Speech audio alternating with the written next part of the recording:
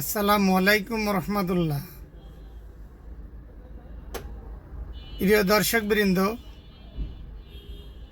আমি রকিবুল হাসান আপনাদেরকে জানাচ্ছি স্বাগতম। আপনারা ইতিমধ্যে জেনেছেন যে জামাত ইসলামী বাংলাদেশ তার লোগো পরিবর্তন করেছে।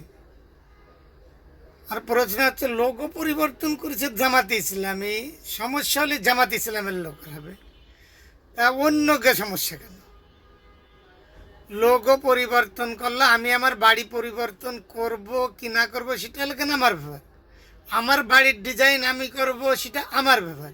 তো অন্যকে সমস্যাটা কোথায়? আমার বাড়ির দরজায় আমি কি দেব, আমার ঘরে আমি কি বানবো, সেটা হলো কেন আমার ব্যাপার। আমার ঘরে ঢুকতে দুই সাইডে মূর্তি থাকবে না দুই সাইডে কলেমা খচিত কোনো কিছু থাকবে, সেটা হচ্ছে আমার ব্যাপার। আমার ঘরের দরজা খোলা রাখবো না আটকা রাখবো, সেটা হচ্ছে আমার ব্যাপার। তা পরিবর্তন করেছে জামাত ইসলামী বাংলাদেশ, বাংলাদেশ জামাত ইসলামী তার লোগো। এখন দেখতে সমস্যা হয়ে গেছে অল সবার। তবে আমার খুব ভালো লাগছে যে জামাত ইসলামী যে কাজটা করছে সেটা একটা হিট হচ্ছে। এটা কি হয়েছে? জামাত ইসলামী সুন্দর একটা উদীয়মান সূর্যের ওখানে সবুজের পতাকার উপর কলম দিয়ে তার স্ট্যান্ড করছে দাঁড়িপাল্লা। অর্থাৎ তারা বোঝাতে চাইছে যে আমরা সবুজ বাংলায় নতুন সূর্য উঠাবো এবং কলম দিয়ে লিখে মেপে মেপে দিতে চাই যে কারোর কোনো অধিকারের জন্য ক্ষুণ্ণ না হয়। অর্থাৎ কেউ চাঁদা উঠাবে, বিদেশ বাড়ি করবে, বিদেশে পাস করবে না, তাই চলবে না। এটা হচ্ছে সেই দেশ হবে যেখানে ইনসাফ পূর্ণতা হবে। আর আমি বলতে চাচ্ছি, লোগো দিলেই বা কি, না দিলেই বা কি।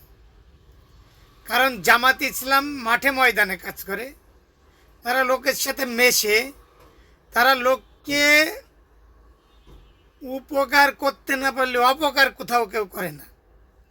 তাদের একটা সাধারণ কর্মী যে কাজ করে, অন্যান্য পার্টির নেতারাও তা করে না। অতএব জামাত ইসলাম যদি লোগো পরিবর্তন করে তাতেও সমস্যা নেই, সে যদি লোগো পরিবর্তন না করে তাতেও সমস্যা। আমার যে কথাটা বলবো, যে যারা এই নিয়ে মাতামাতি করছেন বিভিন্ন দলের, আসলে আপনাদের মাতামাতির কি হইল? পরিবর্তন করবে জামাত ইসলাম, সমস্যা হলে জামাত ইসলামের কাজ করতে সমস্যা হবে। যদি তাদের সমস্যা হয় তাহলে তো আপনাদের লাভ। আপনারা বলছেন তারা ইসলাম থেকে বের হয়ে গেল, হ্যান করলো তেন। আর যদি ইসলাম থেকে বের হয় তাহলে আপনাকে লাভ হলো, যে কয়টা বের হয়ে যাবে সে কয়টা আপনারা তো আর খুশি হবেন যে আরো পরিবর্তন করো পরিবর্তন। তাহলে আপনাদের এত মাতামাতি কেন? আমি আপনাদেরকে বলতে চাবো না, নিজেদের জন্য কাজ করুন, দেশের জন্য কাজ করুন, যাতে মানুষের উপকার হয়। এই কথা বলে শেষ করছি। আসসালামু আলাইকুম রহমতুল্লাহ।